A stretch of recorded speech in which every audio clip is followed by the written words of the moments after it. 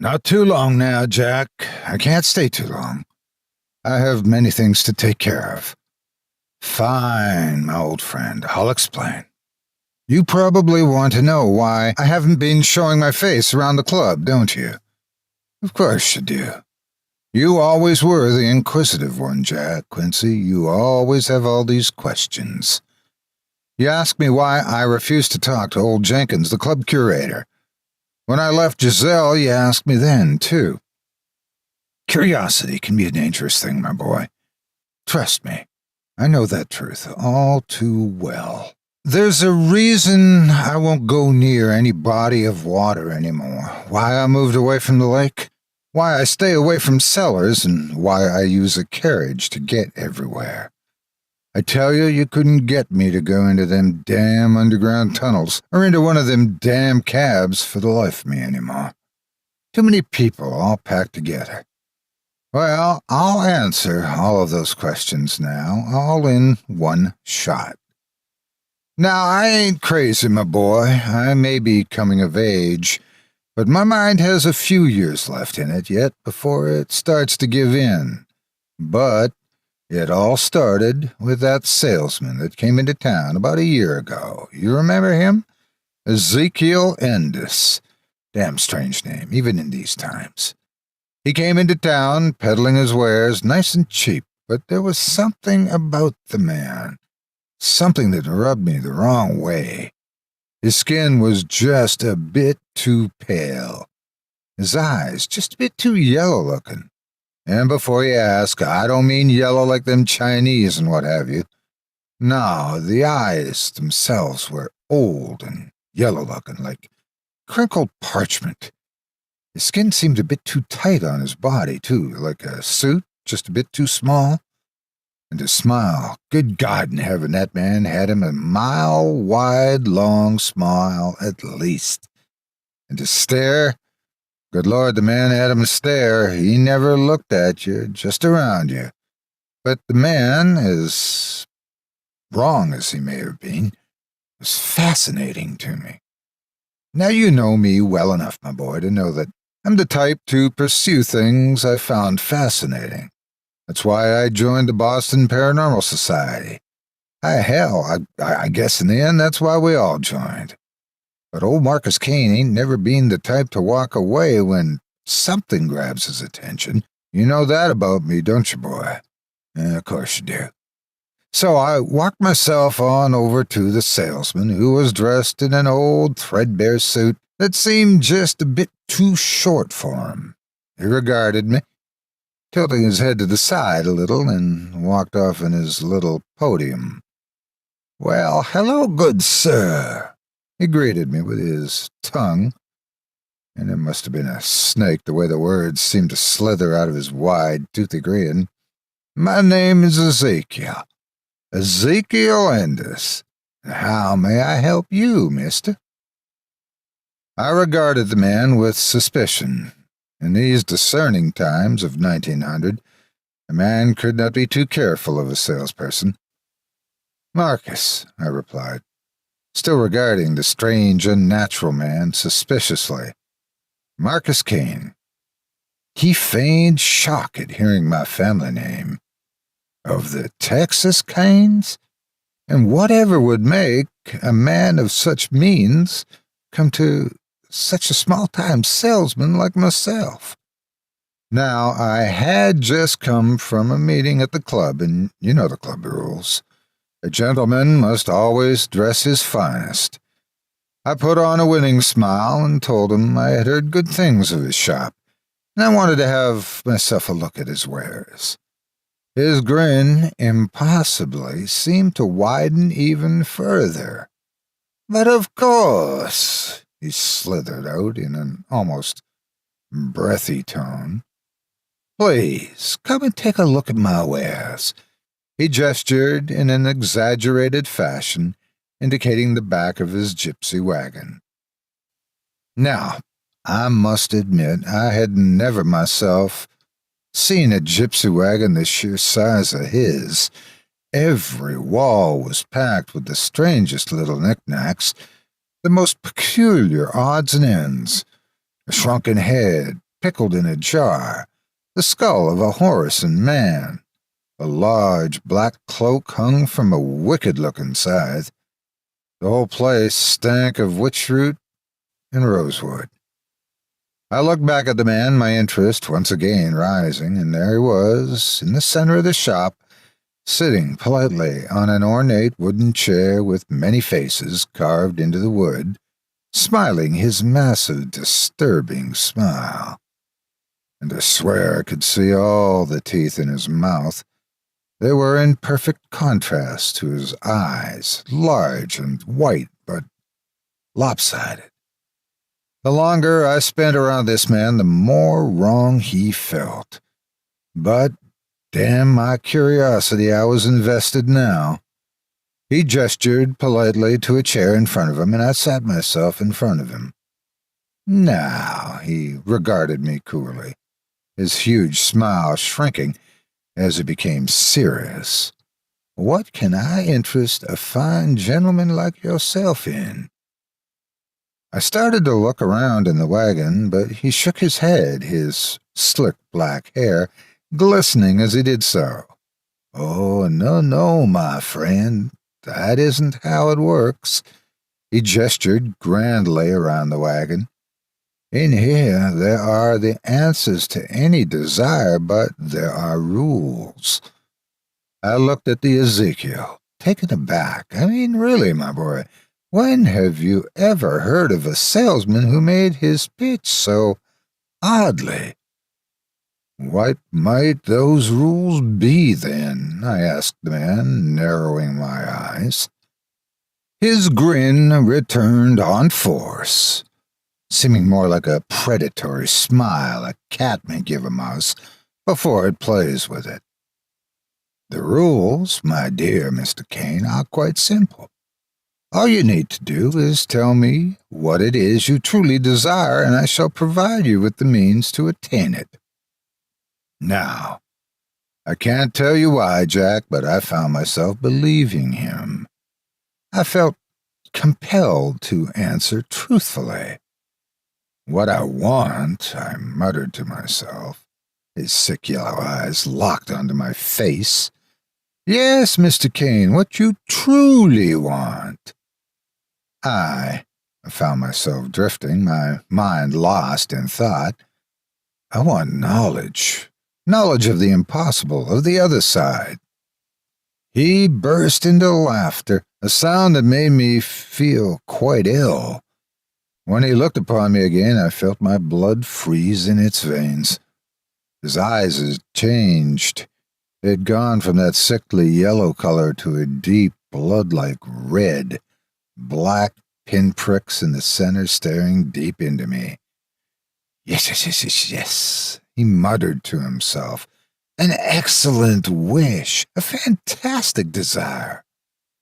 He stood now taller than he was before. His arms seemed too long, too angular, his legs impossibly thin.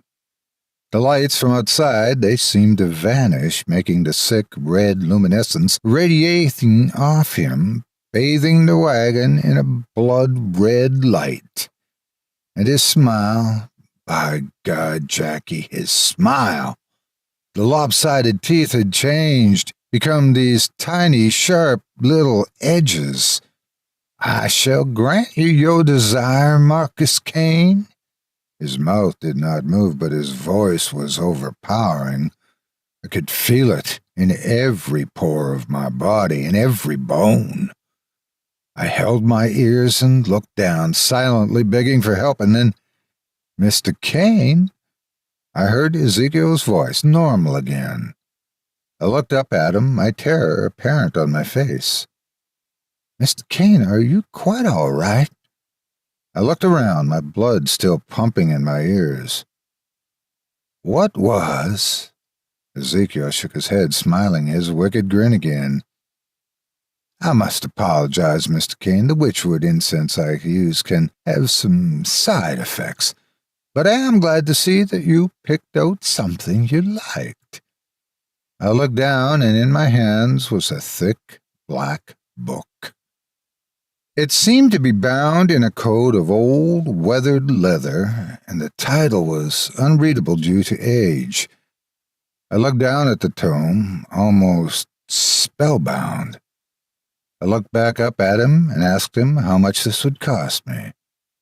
Ezekiel's smile just grew wider again. "Whatever do you mean, Mr. Kane?" He tilted his head to the side again, looking right past me with his sick, yellow eyes. "You already bought the book." I made my way home that night, feeling like the eyes of Ezekiel were still upon me. I hurried home, catching a cab as fast as I could. A thick blanket of fog had rolled in from the harbor, making it quite difficult to see just where I was headed, swirling before me like fingers in the mist. But I knew where my home was, and soon enough I was at my doorstep. I was still married then, my loving wife, Giselle, who waited on me with such patience, with such patient care. I had never deserved her, Jack, and when she left me, I guess she finally had figured that out too. It didn't start out bad, those first few nights. I hadn't opened the book, as I had a strange feeling about it. I would sit for hours staring at it as my Giselle asked me again and again why I never opened it. I never gave her an answer. I finally worked up the nerve to open the book a week after I had bought it, cracking the book open and looking upon the cover page.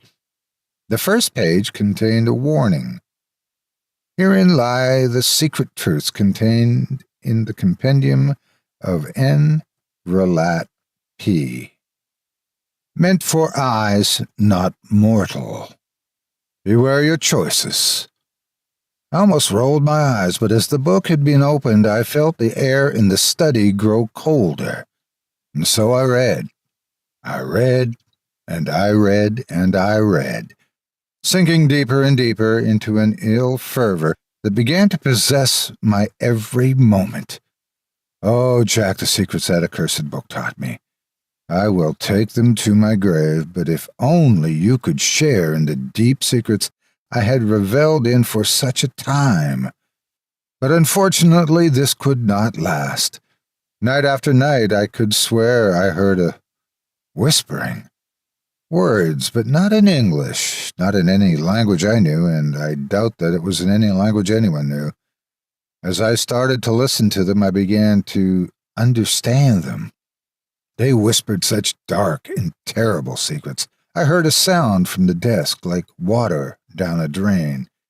When I looked up before me, the ink on the page shifted into a map of the Boston metro system, a map that ended at the intersection of Tremont and Boylston Streets, where an explosion in the metro had cost the lives of 6 or more people. Under the mark where the map indicated its goal, there was a list of names: Fred Dealey, Guilford B. Bigelow, Benjamin Downey. The names went on, listing others who had died. But then something happened to the map. Before my very eyes, as there is God in heaven, the pinpoint indicator began to shift. It shifted directly above the club and the names that came up. Jesus, Jack, we were all on it. I knew what this meant, and I figured that it would only be right to do something. I had to act. I tried talking to the heads of the club, but I felt deep in me that I could not tell them of the book. They refused to believe me, of course, as I had no evidence. But I knew something had to be done. Now, I get to the part you really want to know, don't I, Jack? If I really did what they say I did. Yes. I suppose it was inevitable that you would find this out, inquisitive as you are, and you may as well hear it from the horse's mouth. It doesn't matter much anyway, but I'll get to that. Yes, Jake, it's true. I did burn the club to the ground, but nobody got hurt that way. I made sure of that. After I did the deed, I went back home. My wife was furious with me. She did not know what I had done, but she was fed up with me all the same. I had been ignoring her, ignoring everyone since I started reading that damn book.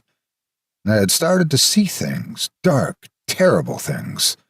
Out of the corner of my eye, I could see it, its raw, glistening flesh, twitching in the moonlight.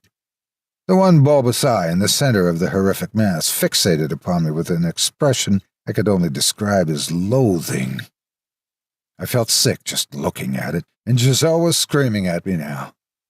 It had all become too much for me, Jack. I felt like I was going to burst.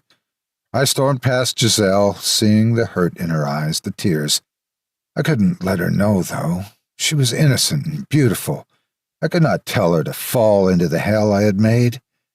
The next day, I told her that I no longer loved her. They were the hardest words I had ever uttered, and she protested. In the end, she left me. That was the goal. All along, more of the glistening, tumorous wretches amassed in my home, lining the halls and haunting the windows. And the whispers, Jack, they became worse, louder. 3 nights after that, I looked into the book again. The mark had shifted again, and I looked upon it with a cold dread in my gut. The mark was now upon me. I watched as it left the page and crawled unto the back of my hand. Actually, you can see it now. I took to wearing gloves after that, but it was still there. Oh, yes, Jack, it hurts like hell. Now, maybe you realized why I told you all of this. The reason is simple. I looked into the mark, and it rests upon its target until a month has passed. The way I see it, I'm a dead man by the end of this week. It doesn't matter to me if my name is trampled. At least the people in my life are safe. Goodbye, Jack, and take care of Giselle for me, would you? Oh, don't give me that look. I've seen how you look at her. Goodbye, my friend. And if you ever have the ill fortune to meet Ezekiel Endis, do me a favor. Don't get into his wagon.